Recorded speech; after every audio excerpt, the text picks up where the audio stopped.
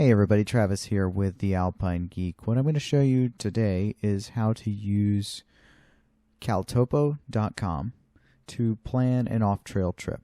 So I'm going to use a trip I did recently to the Ark here in Washington State. So the first thing, this is the caltopo.com website, and the first thing I'm going to do is go up here to the top left where it says sign in with Google. I already have an account, but it is free, and there's a lot you can do with the free account, so I certainly recommend that you get your free account and always log in, because if you're using custom layers or you have saved maps, then it's very important that you've got an account to be able to log in. Now, for this, I'm going to actually import up here in the top left. I'm going to import a GeoJSON file that I made for this demo, and I'm going to go ahead and import all of those things, and I can see it's right here. And essentially what I did is I went on to a website called Peakbagger. I downloaded a bunch of GPX tracks for this particular mountain, and I imported them all here into Caltopo, and then I worked them up like this. So you can see the purple track. What I did for most of these is I trimmed off the part that was just going on the road and the trail, and I just kept the portion that was off-trail scrambling. And I will demo how I did that. So I'll do that for this. This is one that's I just imported raw. So this is what I typically do is I'll go to peakbagger.com, download a bunch of GPX tracks that look like they would be applicable or useful in planning, and then I'll import them all into Gaia. Into Caltopo. They all show up as red lines, and first thing I want to do is just differentiate them. So what I'm going to do is I'm going to click on it, and first thing I always do is I click on it and choose resample. And it says it'll disregard the GPS recorded time and elevation, and I'm fine with that. And the reason I like to resample is just to get rid of the jaggedness. So I'll have it resample for every 200 feet, and what you'll notice is when I hit OK, it's going to simplify the line. There we go. So it's a little less jagged now. The next thing I'm going to do is I go to Edit, and I want it to be any color but red, essentially, so I'll make it orange. I also like to give it a directionality, so I like to choose one of the directional lines, and that's just so it helps me understand which way they went up and which way they went down. And then finally what I'll do, they clearly stayed largely on trail except for this section where they just sort of marched up the slope, but I tend to trim. So I'll click on the track and hit split. OK. And then I'll click on the other side of the track and hit split. OK. And now I will just go ahead and delete those sort of trivial sections because I don't care. So there we go. That's how I came up with these lines. And I actually think I probably went in and made it a little narrower. And that'll just be so I can distinguish my planned route from the previous tracks. So I can see I've got a few options here, and I know this one was done in April. So instead of calling it the Arc 1, I'll probably call it April. So that way I can see I have the orange track from April, the purple track from January, and then the blue track was from December. And we were running this trip in December, so that's one of the things that I'm going to consider. Now, other things I can see is clearly to get there, I can pretty much just follow the trail. So I've got the trailhead marked down here for Snoqualmie Lake. So the first thing I did is I went to add a new line. And this is how routing is done in Caltopo. It's not quite the same as in Gaia, but it's practically the same. So I click on here, and now as I scroll along, it's going to snap to this yellow line. And since I know we're just going to follow this road, I go to right here. And here it looks like one party departed. Actually, two of them departed here. But what we actually ended up doing was actually continuing on. So I'm going to go to right here and then stop. So I double click and that ends that particular line. And now I would sort of begin my scrambling section. But I can go in here and edit this and call it the hike portion, or the hike. So now for the scrambling, I'm just going to, I could just continue that same line, but I'm going to just make a new line. And I like to make it dashed to show that this is going to be off trail. It's going to be slower. And I think we're just going to kind of try and follow what they did. And so I can just click along. Now, one of the trip reports mentioned to come up left, further left on this ridge, so I might try and cut a little more left and then up. And then essentially I'm following the ridge to the summit, which I'd already marked.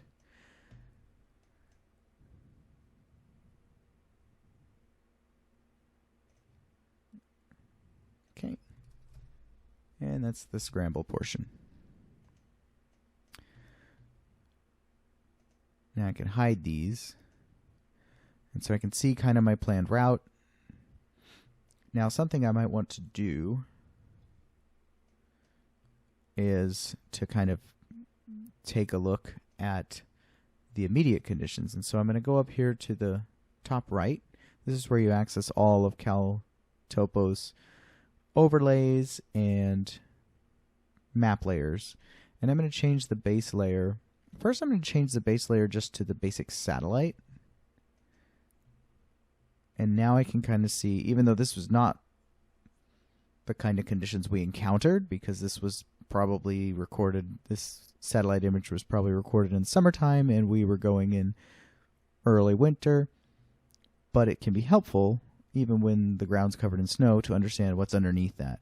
And so what I can clearly see here is that we're going to be crossing a large boulder field, and depending on how much snow there is, that could be problematic, because if there's enough snow to cover the boulders but not enough snow, not enough consolidated snow, then the danger is us stepping into essentially voids between the rocks and getting some kind of injury.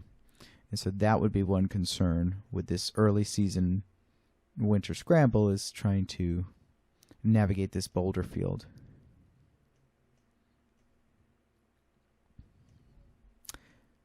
And then this would immediately bring me concern if there's appreciable amounts of snow. So getting kind of the summertime view lets me understand what the terrain is like.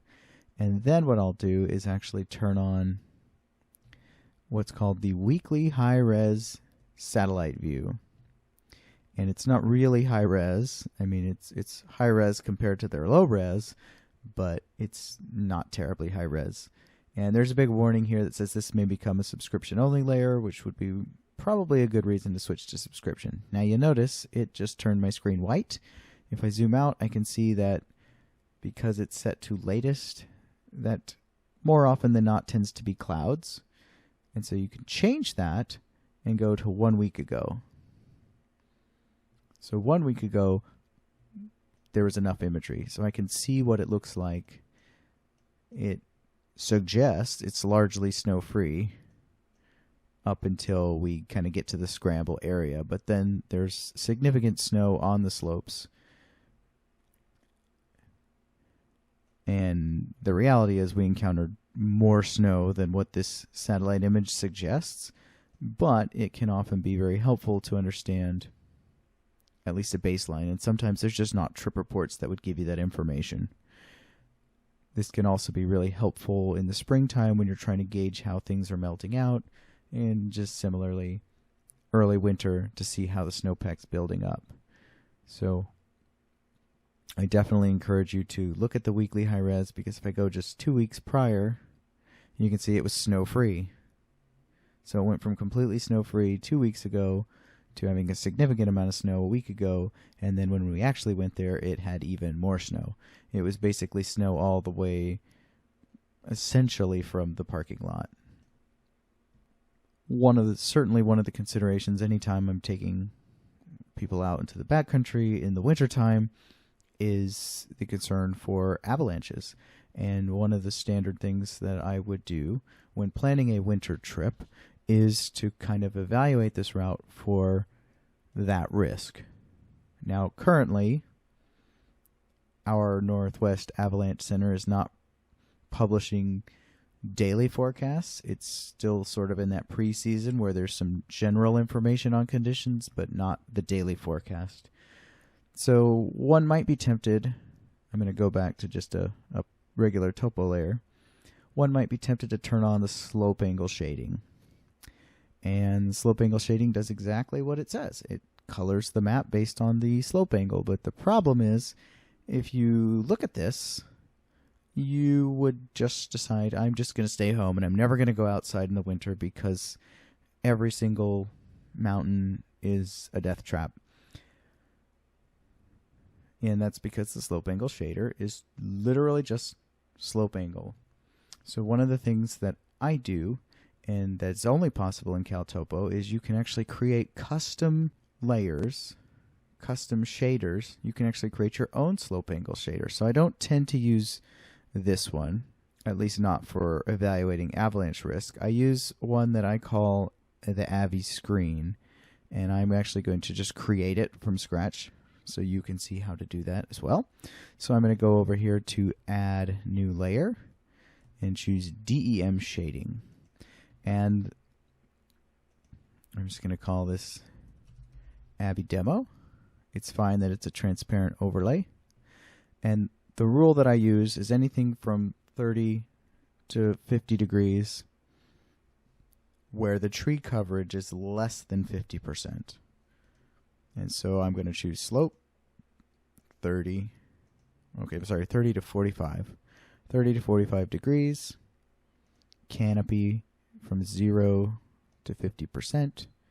I want to color it red. I don't care about, yellow and orange and purple and all the colors of the rainbow. I care the 30 to 45 degrees is what I'm focused on. And so then I click on Add Rule, which is very important because this is what matters, this text here, and I hit Save. And now what pops up looks considerably different than if I had just turned on the slope angle shading, right? It's a far more focused picture. Just from a glance, I could see that this would concern me, and certainly this would concern me. And then once I get up to the ridge, there's not much concern as far as avalanche risk for me, but certainly this slope. And this slope was one we identified even when looking at the satellite imagery. But the other layer I like to use to kind of help illustrate this, you go to Add a DEM shader. I'm going to call this the Canopy Demo.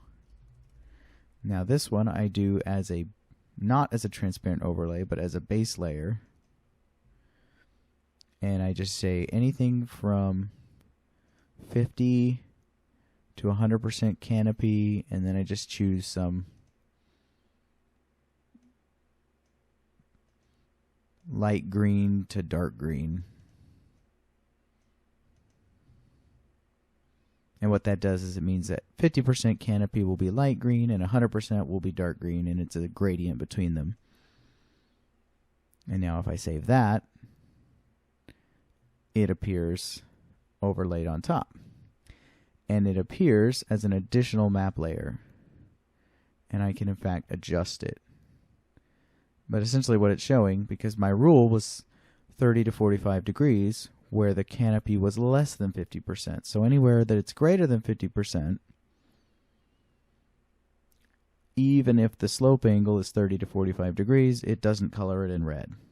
So what this effectively is doing is this Avi Demo layer is drawing my eyes to steep open faces that don't have a lot of tree coverage.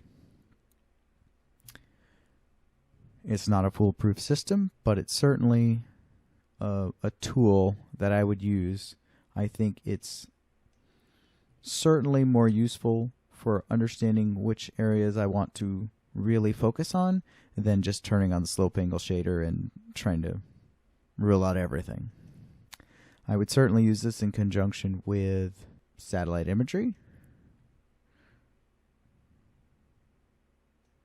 Right? But here the satellite imagery largely supports what I'm seeing. If anything, it seems like this whole slope should be red, but, you know, enough of it's red that I know that this is a concern. Also, kind of given my planned route,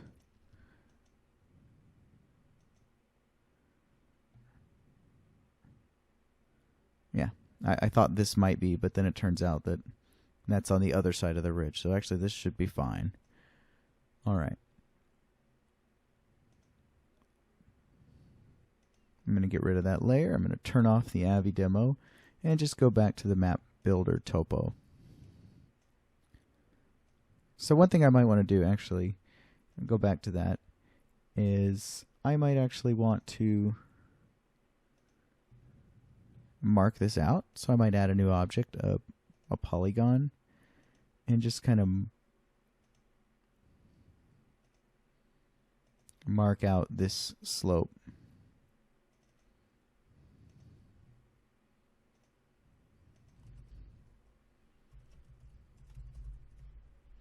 As an Avi danger area.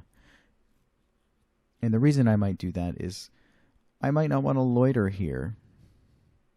When I get to this section, I might say, let's move expeditiously through here, because if this were to slide, then I wouldn't want any potential for it to reach us. So we will move expeditiously through there and just marking out those areas, especially certainly if your route is going to cross one of these areas, it's very helpful to mark it out. But even if you're just going to be traveling underneath, it's good to kind of highlight on the map where those are, because when you print the map, you're not going to print it with the shading on it. So if you've marked out that this is an Avi potential, then that can be certainly a useful aid. And I might even throw another one on here as a precaution that, you know, this section 2 is probably not an area where I want to stop and eat lunch.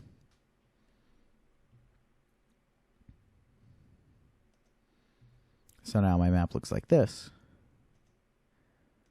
where I've got my on-trail route, my off-trail route, a couple areas that I might want to approach with caution. And one other thing I might be interested in doing is looking at a wind plot, particularly if I'm talking about avalanche danger. I might want to see here, based on this wind plot, this would not be encouraging, because the wind is coming from the north, blowing across this northern ridge to the south, which means that if there's snow on this northern side, this northern face, that blows onto the southern face, this southern slope then becomes wind loaded, and that makes this slope more likely to avalanche, potentially from wind slab formation. So that's another data point I can kind of use to get a better picture. These things are all forecasting, these are all tools, they're all approximations, but the more thought you've put into the scenario, the more conservative decisions you can make, the better decisions you can make. Now, one thing I can do by just looking at the raw, I'll turn the wind plot off, by just looking at the raw slope angle shading is up here in my scramble route. So I had mentioned when I was drawing this line that one of the trip reports had said to come up further to the left on the ridge, and you can see that the reason is if you come up too soon, it gets very steep and cliffy. And so coming up further to the left means it will be less exposed, and then you can get to the ridge and get to the summit. So when we actually tried to do this, we got to about here, but we ended up going off trail this direction. And we knew we needed to get back over, but we couldn't find a good path to do it because of the tree coverage, and so we kept getting pushed further and further right. And so we turned around probably around here because we could see that we're just getting to steep terrain, cliffy terrain, and already, even though this shows a very gentle contour, the micro terrain we were on was fairly steep. And given the snow conditions and what we knew was coming up with the boulder field, we decided we'd had enough. And that 11 miles in the backcountry was our reward for the day, and we turned around.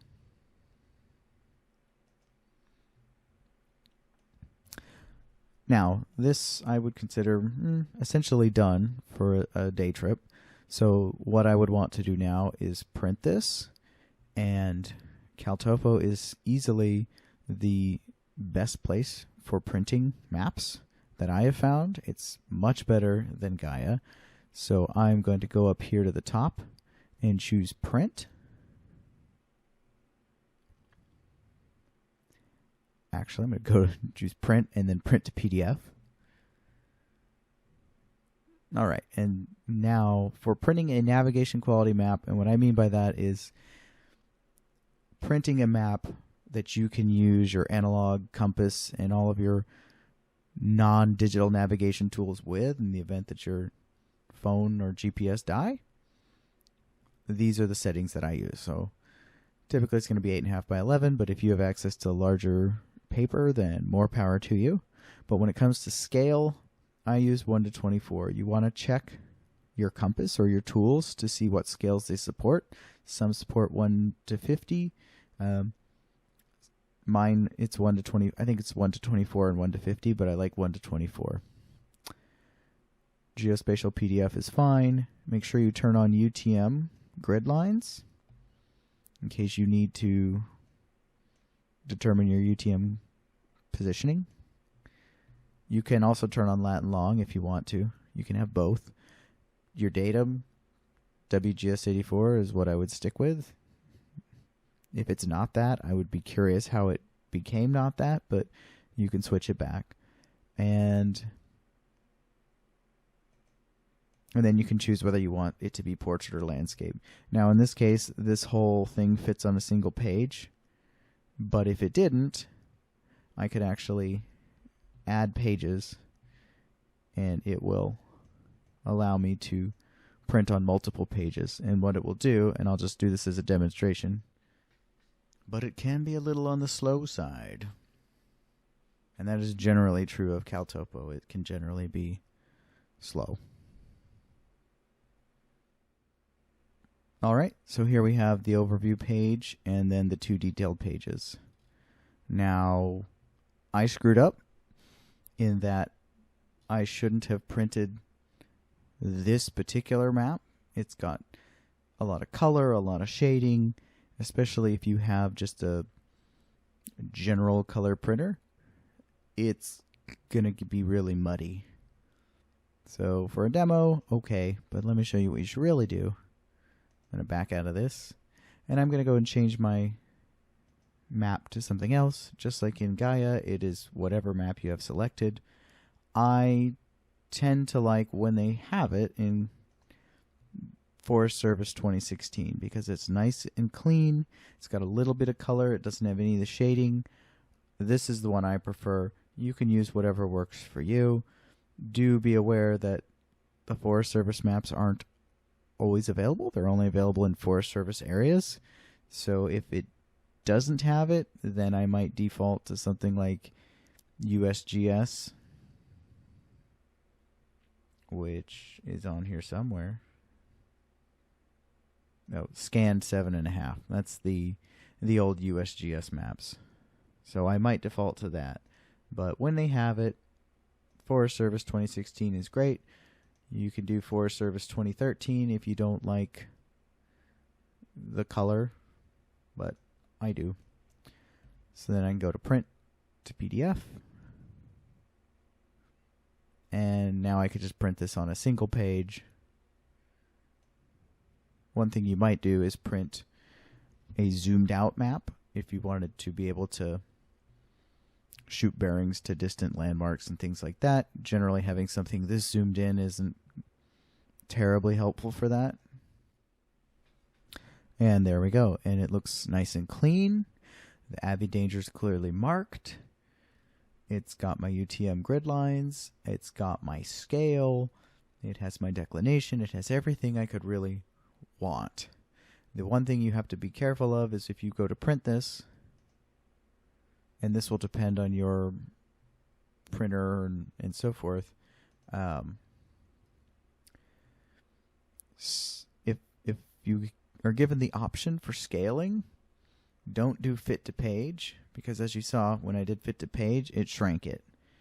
Just tell it to print the actual size, or in this case 100%, because if you do fit to page, it's not actually going to be the scale that it says. One more thing I will show that's kind of interesting, and it only is available in CalTopo, are the terrain statistics. So if I were to click on my route, and for this I think I'm actually going to join this route. So I've got hike and scramble. I'm going to join scramble with hike. And now it's one line instead of two. So I'll make it not dashed. So now I've got one line that describes my entire route, at least to the summit. And I can look at the profile and get the total gain and the distance. But kind of a neat thing if you're kind of a geek like me is looking at the terrain statistics. And what I can see here is there's a histogram of the distribution of elevation, which is typically not that interesting. But the histogram of slope can be. So there are some steep sections on here, and in fact, I can use this bar to identify where those are. And so I might look at my route and see if there's a way I could avoid those steeper areas. In this case, it doesn't concern me, but it's worth looking at for sure. I can look at aspects, which could be helpful if I'm concerned about certain aspect-dependent avalanche danger. The thing that's interesting here, particularly given what we saw with the slope angle, is the histogram of the tree coverage. So you can see that there's very little that doesn't have there's very little on this route that's not heavily treed. In fact, overwhelmingly, it's almost 100% trees. So 93% total forest coverage. And that's why we only have two big slopes marked out as slopes of concern. Let's see. So what I would be looking for here, especially if my route crossed it, is if in some of these red areas, if the corresponding tree coverage was sparse. But generally, I wouldn't focus so much on these histograms or these bars here as I would actually looking at the route and turning on those shaders and so forth.